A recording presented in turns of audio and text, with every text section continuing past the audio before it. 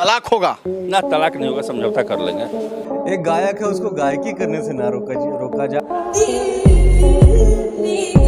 तो हेलो दोस्तों, आज की इस वीडियो में मेरे पास काफी सारे इंटरेस्टिंग न्यूज है, खासकर पवन सिंह, अक्षरा सिंह और पूरे भोजपुरी इंडस्ट्री की तरफ से। तो वीडियो में लास्ट तक बने रहेगा, काफी मजा आने वाला है इस वीडियो में। तो सबसे पहले हम बात करते हैं पवन सिंह के बारे में। तो क्या पवन सिंह और ज्योति सिंह फिर से एक हो जाएंगे या फिर उन दोनों के बीच में तलाक हो जाएगा? जी हाँ दोस्तों, दरअसल यही सवाल जब ज्योति सिंह के वकील से आरती न्यूज के रिपोर्टर ने कल पूछा था, तब ज्योति सिंह के वकील ने इस पर क्या जवाब दिया था, आप लोग उस वीडियो का एक छोटा सा क्लिप देख सकते हो। क्या लग रहा है कि समझौता हो जाएगा कि नहीं होगा? हो जाना चाहिए, कोर्ट लगा हो, समझौता करेंगे। तलाक होगा? ना, तलाक नहीं होगा, समझौता कर लेंगे। पवन सिंह के वकील बोल रहे हैं कि तलाक हो जाएगा। अरे वैसे ही बोल रहे हैं, उनको बोलने दीजिए। हाँ। कोर्ट पक्ष में है, चाहता है कोर्ट जो परिवार बस जाए दोनों का।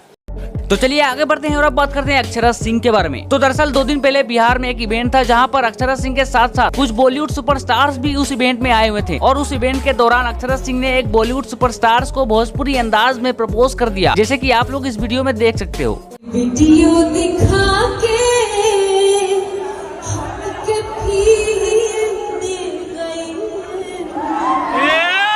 हाय डिंपल वाला छौड़ा ले दिल ले गई।